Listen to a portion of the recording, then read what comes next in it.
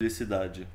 A gente já está quase com 1 hora e meia, então deixa eu voltar para dois temas mais específicos da Use Crypto, só para eu não deixar passar e de repente precisar encerrar e eu não ter abordado eles direito. Primeiro perguntar sobre as parcerias, que vocês fizeram algumas parcerias ao longo do canal e, sei lá, não quero. Se vocês quiserem entrar em detalhes, eu acho ótimo, acho que os ouvintes também, mas perguntar de uma maneira geral, assim, tipo, quais foram os aprendizados que vocês extraíram, quais foram, sei lá, aprendizados positivos e negativos, o que vocês fariam diferente, o que vocês, se estivessem começando, buscariam numa parceria, assim, tipo, sei lá, pensa que vocês estão falando com a Carol e com a Kaká de 3 anos atrás, o que vocês poderiam passar de conhecimento dessa área para elas? Boa. Bom, as parcerias foram muito legais, assim, foi o que nos possibilitou lá em 2000, início de 2020, quando começou a pandemia, a gente estava na dúvida se a gente flipava e ficava totalmente para o cripto ou continuava fazendo a produção de conteúdo de forma paralela. As parcerias nos ajudaram a fazer essa virada de chave mais rápida, a gente se dedicar totalmente para o cripto e produzir conteúdo. Então, nos ajudou muito. Mas, nossa, muitas experiências, não sei nem se eu consigo consolidar numa fala só. Tanto de relação marca-empresa, isso é super importante, isso nos ajudou a enxergar os limites de uma parceria, coisa que antes a gente não entendia muito bem, a gente meio que se... A gente sempre faz além, assim, a gente tenta sempre entregar mais do que a gente se propõe, a gente sempre tenta fazer da melhor forma possível. Então isso nos ajudou a também a ver, tá, até onde isso é algo que é necessário ou não, ou como que a gente pode produzir da melhor forma possível, mais clara. Então nos ajudou a amadurecer, A gente, principalmente quando se fala...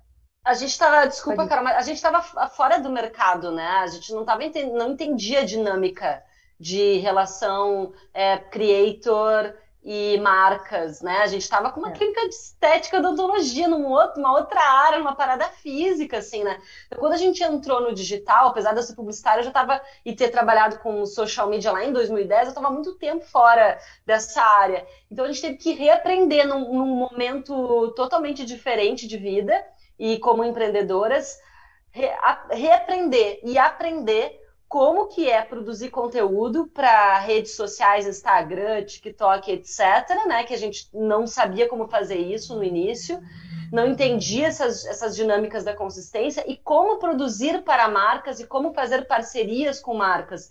A gente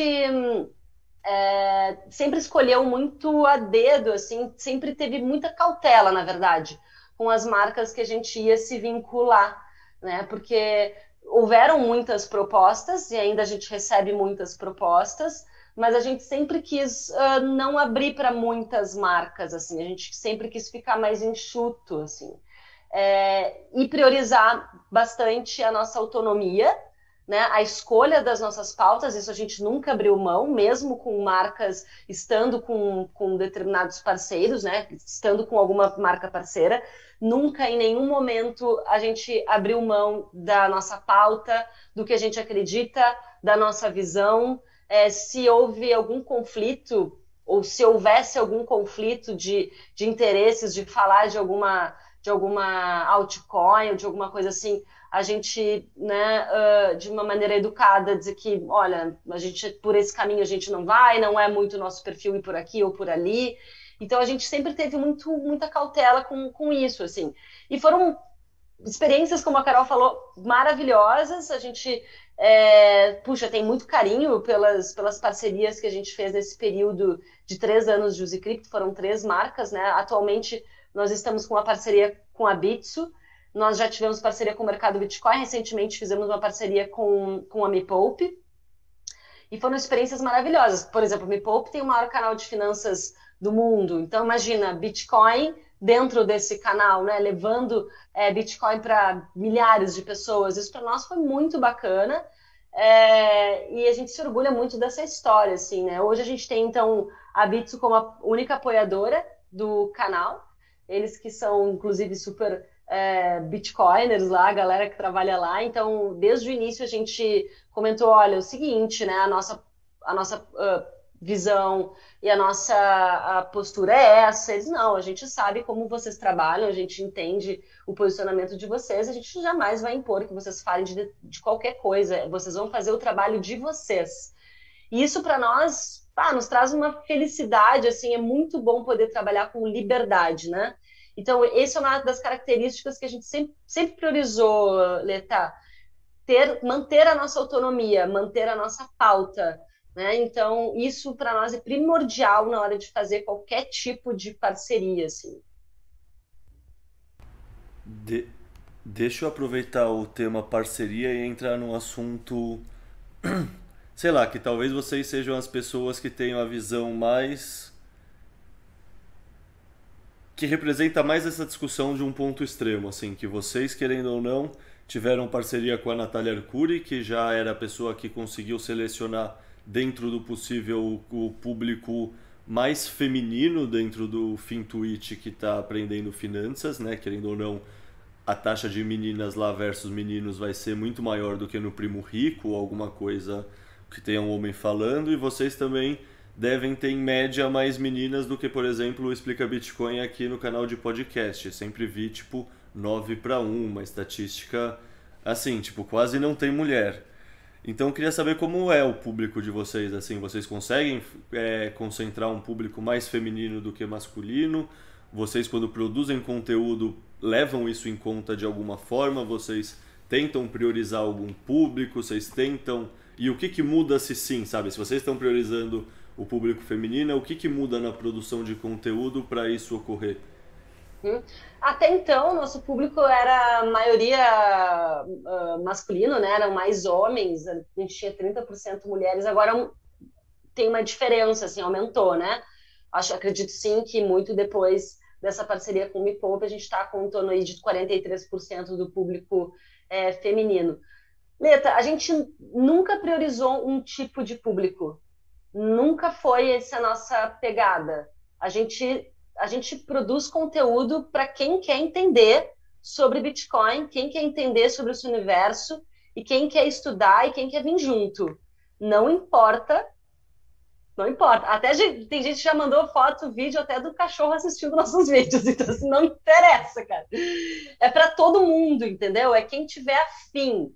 É isso, quem tiver afim pode chegar. Nunca priorizamos um público ou outro, nunca pensamos, vamos usar tal cor ou tal, não vamos falar palavrão ou coisa assim, sabe? Não, nunca teve isso, assim, a gente sempre foi nós mesmas, do jeito que a gente é, e quem se identificar, vai se identificar, é simples assim. Concordo, assina embaixo. No fundo eu ia pedir dicas para quem está começando agora, e acho que uma dica que fica óbvia aqui é que em qualquer coisa de produção de conteúdo hoje em dia, o público consegue entender espontaneidade. Tipo, não adianta você tentar fingir o que você não é, assim, seja você mesmo e tenha disciplina no trabalho, assim, em primeiro lugar, assim, para quem está começando. Mas fora isso, que outras dicas vocês dariam para quem está começando? Empreendedores ou investidores? Sei lá, quem vocês quiserem dar dica. Cara, no geral, eu vou dar aquela dica de sempre, né? Que é estuda pra caramba, estuda o Bitcoin. Não, mas precisa ser uma dica nova, Essa dica você já deu. Eu tô Tá, tentando extrair, tipo, agora depois da parte de parceria, vamos falar então mais específico. Agora, depois de parceria, sei lá, a pessoa tá começando, tá empreendendo, tipo... Fora ela ser curiosa, tipo, sei lá, tem alguma metodologia, tem alguma coisa que ajudou você a visualizar melhor e entender melhor o caminho a seguir, sabe? Tipo, tenta correr atrás sempre de mentor que te dá a dica do caminho, tenta ter, sei lá, sabe, sei lá, o que ajudou vocês, sabe? O que foi importante no ritual desse dia a dia para permitir as coisas iterarem de uma maneira positiva, vamos falar assim. Entendi, beleza. Eu acho que para quem está empreendendo, quer criar conteúdo sobre Bitcoin, crie a sua própria história. Construa a sua própria narrativa, a sua própria história, o seu próprio, sabe, a sua própria personalidade. Coloque a sua personalidade Obviamente que existem referências, a gente também tem referências, mas construa um caminho que seja original. Porque hoje o que acontece? Na verdade, em tudo, né? Não só no nosso mercado aqui, mas em tudo, no digital, no que for, as pessoas acabam indo muito pelo óbvio e acabam pegando uma referência e acabam copiando aquela outra pessoa ou copiando uma ideia. E aí acaba ficando um pouco pasteurizado, assim, né? Então, o que eu diria para quem está empreendendo agora, chegando agora, quer criar conteúdo sobre Bitcoin, estuda pra caramba e seja original, crie coisas novas, tem muita coisa nova para criar. Pega as referências, coloca aí num mixer e cria uma coisa diferente. Boa, isso tem a ver também, ó, com o caminho dependência, né? Porque se você faz a sua própria história, se você traz um pouco da sua personalidade, do seu ponto de vista, vira um caminho único. E aquilo se retroalimenta e você começa a achar novos caminhos também. Parece que depois que você começa, perde o medo e começa a fazer isso que a Cacá falou, que é criar a sua própria história, começa a surgir novos caminhos e isso começa a vir mais criatividade. Percebo isso do início, que era um sacrifício gravar vídeo, a gente demorava, suava, era uma preparação, e para produzir qualquer coisa era assim, demorava muito, né? Hoje é um pouco mais fácil, porque a gente criou esses caminhos dentro da nossa rotina e dentro da nossa forma de fazer as coisas. Então, acho que o principal também é começa, faz de qualquer jeito, até você enxergar esses caminhos e a sua forma de fazer as coisas, porque às vezes as pessoas ficam tanto tempo paradas esperando garantia, ou ter o cenário perfeito, ou ter uma habilidade, sabe? Mas não, quanto antes começar, antes a pessoa consegue enxergar esses caminhos e desenhar sua própria estratégia. Não poderia concordar mais, né? Tipo, os caminhos vão se abrindo conforme você vai avançando no caminho, né? Tipo, é aquela coisa, você só olha depois da próxima curva quando você deu os 5 passos pra frente. Tipo, imagina, é aquela coisa, antes de você começar a executar, você só tá com dúvidas existenciais e tentando resolver tudo a priori. Quando você vai entendendo o seu próprio caminho, as coisas surgem e você nem fica na dúvida. Tipo, as respostas são óbvias. Tipo, vocês comentaram que eu já tava falando, isso acho que foi em off, acho que antes da gente começar a gravar, né? Mas que a gente em novembro conversando, eu já tava conversando sobre esse formato do Sessão de Hopium. E tipo, tava, mas assim, era uma ideia de uma semana. Ela só tava, entre aspas, bem acabada, porque assim, eu já criei um podcast, eu já ouvi alguns internacionais que nem vocês estão falando, eu já tinha minhas referências, sabe? Eu já sabia mais ou menos o que eu queria fazer, eu já sabia que tinha, sei lá, podcast tem os bitcoinheiros, tem a do João Grilo que conta uma coisa, um caminho mais específico, que é, sabe, como foi a jornada de conversão da pessoa, e aí um pouco de conversa em cima do que a pessoa faz, tudo mais. Então eu sabia que eu queria outro formato. Quando eu encontrei outro formato, a coisa clicou e foi assim muito rápida, sabe? A decisão entre será que eu vou fazer uma podcast e começar a gravar foi menos de um mês, assim, sabe? Foi uma escolha que não teve sofrimento e ponderação porque ela só pareceu óbvia e natural. Que nem começar a escrever e publicar pelo Livecoins, assim. Pra mim foi só, tipo, uma extensão lógica do que eu tava fazendo e uma extensão legal, assim, sabe? Não, tipo, eu quase não vejo como trabalho, vejo muito mais como algo que é prazeroso, tipo, e no fundo, assim, vocês que trabalham com conteúdo, essa linha fica mais tênue, né? Porque, querendo ou não, a geração de conteúdo para mídias sociais é um negócio muito intenso. Mas é um bagulho incrível mesmo, você ter uma liberdade criativa para abordar o que você quiser do mundo do Bitcoin e você poder ser pago e remunerado para estudar o negócio e colocar a sua visão sobre o assunto. É um negócio que, sei lá, no fundo, acho que nós três aqui somos privilegiados de estar conseguindo fazer isso. Deixa eu perguntar uma outra coisa para vocês. A gente falou aqui de referências. Vocês têm livros, podcasts, tipo, quais foram as principais referências nesse caminho? E pode ser tanto do universo Bitcoin quanto de fora, inclusive quanto mais referência melhor. Aí eu vou começar que eu acho que a Carol tem mais referências que eu. No início, eu acho que é um caminho natural, assim, tem alguns livros e vídeos ali do Andrés Antonopoulos, que é são muito bons, assim, muito didáticos para quem quer estudar, entender o Bitcoin. As palestras que ele deu são muito, muito legais, muito boas. Um livro clássico na internet do dinheiro.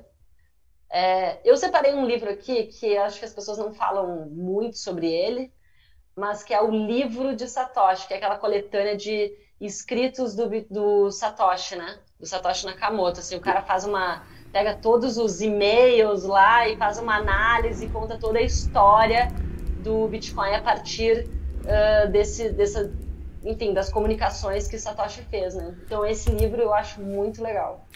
Esse eu até já comprei, ele tá na fila, assim, tô lendo agora aquele Democracia, um Deus que Falhou e ao mesmo tempo Satoshi. Daí o próximo é o livro de Satoshi também. Tipo, tenho muita curiosidade, assim, o livro é muito bonito também, artisticamente, né? A capa daquelas pinturas rupestres na caverna, eu acho um livro, me chama bastante atenção, assim, eu tô bem curioso também. Boa. Enfim, saí de uma fase que eu tava lendo o Block Size War, então eu acho que é um livro que abre muito a mente, assim, galera que quer ler sobre essas guerras de narrativas do mundo cripto com o Bitcoin, fala muito sobre isso. Então, é um livro que ele conta as histórias lá de 2015, 16, 17, quando queriam aumentar o bloco do Bitcoin e queriam mudar ele para ele se curvar às necessidades do mercado da época. Eu acho que esse livro ele é muito bom porque a gente pode tangibilizar para qualquer momento que o mercado quiser fazer o Bitcoin se curvar a qualquer necessidade que seja visto naquele momento. E para a gente se perguntar se realmente faz sentido esse pedido de mudança, né? Então, é um livro que eu curti muito. Podcasts. Comecei... É muito doido, assim, porque de acordo com as referências, a gente vai delimitando, assim, enxergando em que fase ali de mais voltado para Bitcoin a pessoa tá, né? Então, eu comecei muito consumindo realmente o Antonopoulos naquela época, depois passei para o Preston Pysh, podcaster. Acho muito foda o podcast dele. É mais voltado para investidores, mas tem muitos questionamentos massa, que é o We Study Billionaires. E agora eu tô numa fase mais Max Kaiser, então tô totalmente acidificada pelo cara. Tô curtindo muito as piadas, a forma dele comentar as coisas, junta piada com macroeconomia e os conceitos do Bitcoin. Não, então... ele é um gênio, né? É que é assim, ele é um gênio que não se curva a nenhuma convenção, vamos falar assim. Ele é um cara que se você não só escuta o que ele tá falando, você, tipo, meio que despreza ele pela aparência. Mas, assim, é um erro, porque se você ouve o que ele tá falando, ele é um cara extremamente genial. E é, tipo, uma capacidade de visão. Sabe, você pesquisa a vida dele antes dele ser um investidor de Bitcoin, você vê que ele já tem uma trajetória inteira brilhante. Ele é um cara que, sei lá, que tem uma leitura diferente e genial da realidade, assim, ele consegue ver à frente do tempo. Eu assisto principalmente o programa dele lá na Russian TV, assim, que sabe, que é ele com a Stacey falando. A Stacey também é... Puta, a Stacey é foda, assim, né? Tipo, não é à toa que os dois são um casal, assim, né? No Kaiser não ia estar com uma mina, tipo, meio burrega, assim, não ia dar pra acompanhar, assim. E eu gosto muito do Preston Pysh também, cara, acho que foi... Eu lembro claramente quando eu tava ouvindo a podcast dele com o Michael Saylor, assim, que é de 2h30 e ele chama de uma masterclass de investimento, assim, e é realmente fodido, assim, sabe? Todo o ponto de vista de um CEO de uma empresa, qual o cálculo econômico que ele tem que fazer, pelo menos pra mim, e acho que isso a gente tem muito em comum, é por isso que eu achei engraçado você falar dessas duas podcasts que são duas das minhas favoritas, mas que, puta, essa visão do Preston Pysh conversa muito com, tipo, o meu lado, meu conhecimento pretérito, assim. Então, pra mim foi muito mais fácil ouvir uma podcast inteira dele e ele abordando conceitos no zoom out, explicando vários momentos da toca, vários passos da toca, do que, por exemplo, Tales from the Crypt, que é uma puta podcast, mas às vezes são coisas muito específicas e muito técnicas que eu fico boiando, assim, e aí, sei lá, eu desengajo, assim, perco o interesse mesmo.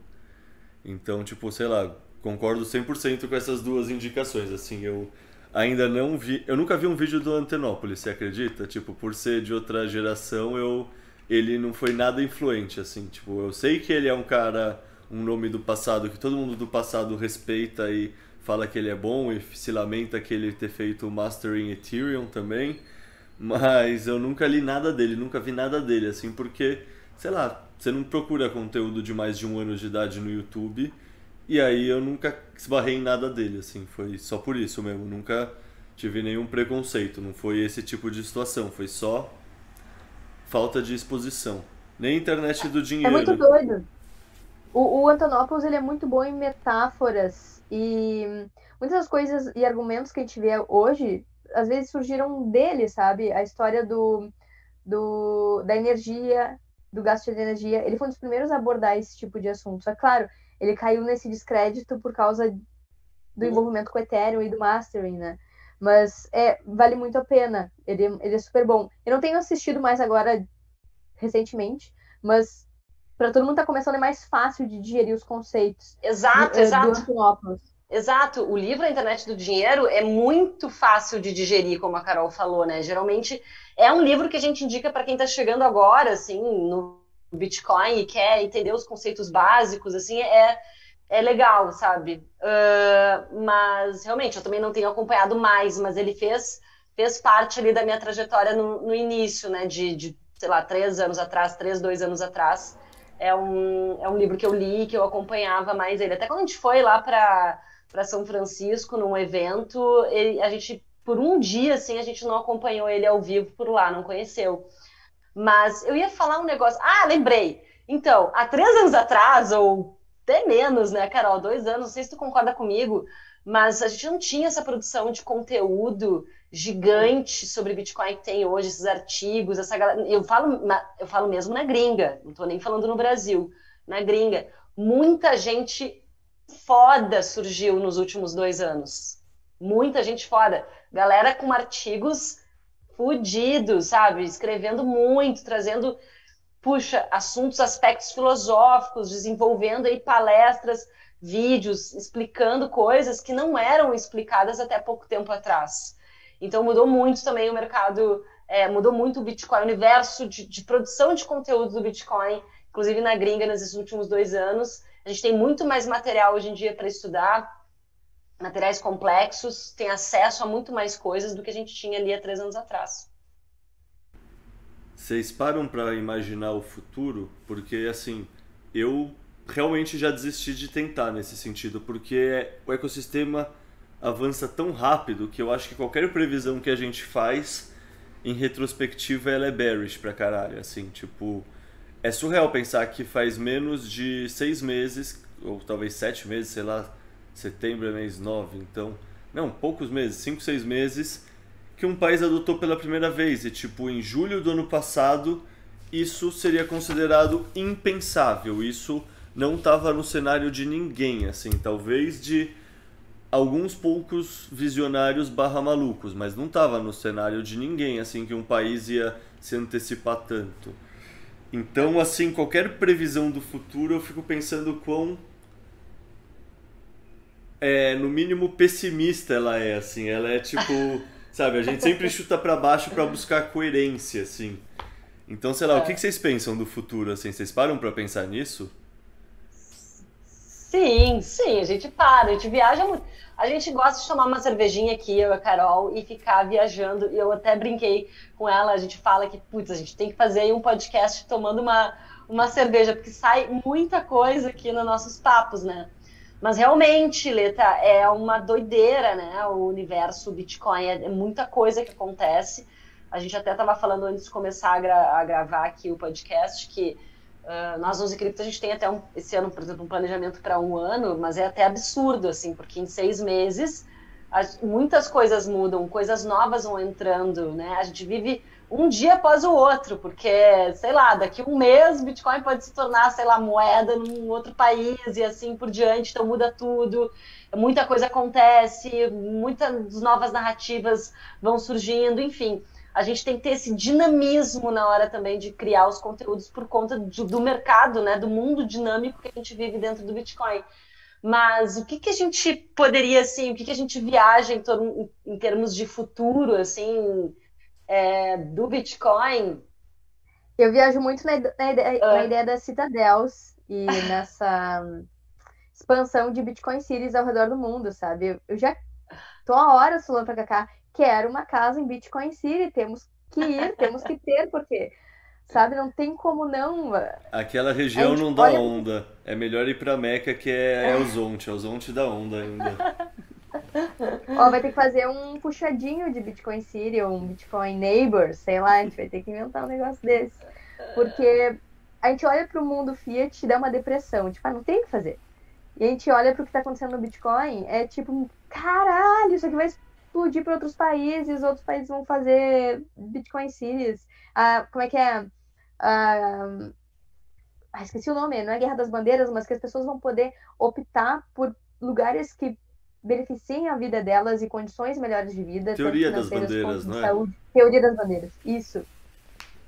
Então eu acredito muito que isso deve se acentuar nos próximos anos.